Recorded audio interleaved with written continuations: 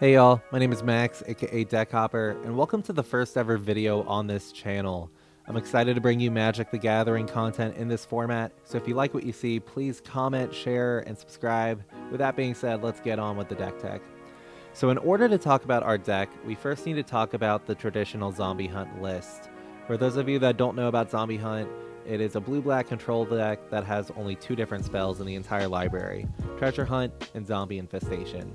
The goal is to use Treasure Hunt to draw a bunch of lands and a zombie infestation. Reliquary Tower is great for ensuring we don't discard any of our lands at the end of turn. You then cast a zombie infestation, create a ton of 2/2 zombies, give them an extra attack each with Contested War Zone, and swing for lethal. Our deck runs none of those cards, and is actually a red-green deck. So why do I call it Gruul Zombie Hunt? Well, similar to Zombie Hunt, our deck will consist of two unique spells. First, we have Countryside Crusher, a 3/3 for 3 that says, at the beginning of your upkeep, reveal the top card of your library. If it's a land card, put it into your graveyard and repeat the process. Whenever a land card is put into your graveyard from anywhere, put a +1/+1 counter on Countryside Crusher. This deck revolves around Countryside Crusher's first ability, as 55 of our 60 cards are just lands that we want in our graveyard. So turn 3, we'll cast this, and then on turn 4, we'll put 15, 20, maybe even 30 lands into our graveyard before drawing our next card, which will want to be Splendid Reclamation. Splendid Reclamation lets us take all of our lands that we just put into our graveyard and put them back onto the battlefield. So with 20 cards entering play, and most of them being mountains, we run a full playset of Valakut, the Molten Pinnacle, which says, whenever a mountain enters the battlefield under your control, if you control at least 5 other mountains, you may have Valakut, the Molten Pinnacle, deal 3 damage to target creature or player. So when Valakut enters the battlefield on turn 4, we'll be able to essentially win the game on the spot due to the Valakut triggers. Even if Splendid Reclamation gets countered and we aren't able to win in that fashion, we still have a massive Countryside Crusher on the battlefield that can attack and are guaranteed to draw into a spell the next turn. As previously stated, the rest of our deck is exclusively lands. We have Wooded Foothills to grab a mountain or forest out of our deck. We also have Sheltered Thicket and Stomping Ground, which are both mountains that tap for either red or green. Moving on to the non-basics that aren't mountains, but still help us out, we have Firelit Thicket for mana fixing, and Game Trail that can most likely come in untapped and tap for either color. We also run full playsets of Forgotten Cave and Tranquil Thicket. These both have the ability to cycle, which is great for when we get into one of our sideboard cards. Next, we have Boseiju, who shelters all, which allows us to cast Splendid Reclamation without the threat of counterspells, and Nephalia Academy, which aids us in protecting our combo from discard, as whenever one of the cards we want is discarded, we can just draw it the next turn. As for the basics, we are running 14 mountains for Valakut and 3 forests to protect us from Blood Moon. Moving on to my favorite part of the deck, we have a transformational sideboard.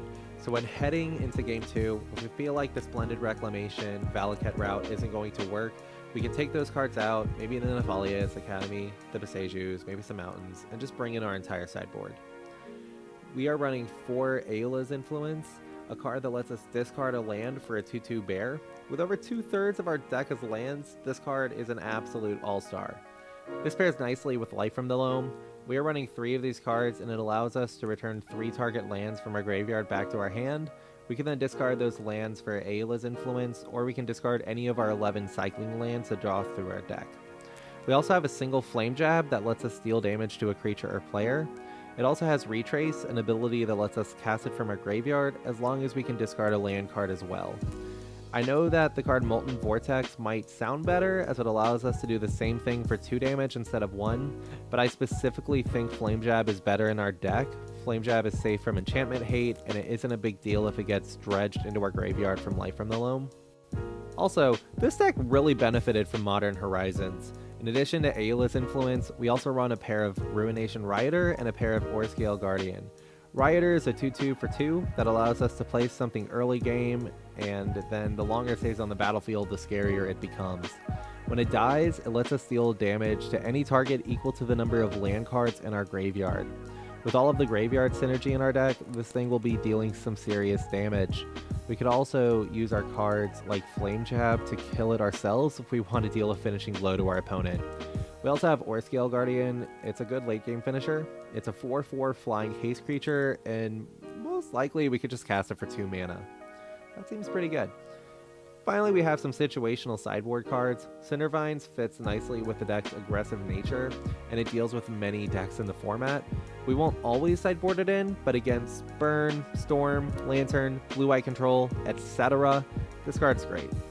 We also have a single copy of Living Twister. It's a great blocker with 5 toughness, and it's great at dealing with the opponent's creatures with its ability. It also lets us return lands to our hand that we've already played if we value a bear or some damage from a flame jab instead of the land itself. And that is the deck tech. This deck came in at $443 or 78 ticks online, but most of that cost is from the Wooded Foothills, Boseijus, and Stomping Grounds. If you want to build this deck on a budget, it is completely possible, as the main deck staples are less than 5 ticks in total. If you liked what you saw, please like and subscribe for more content, including gameplay of this deck, which is coming soon. If you want to see the magic happen live, and yes, that pun was intentional, please feel free to follow me on Twitch at twitch.tv/deckhopper. Thank you for watching, and I'll see y'all in the next video.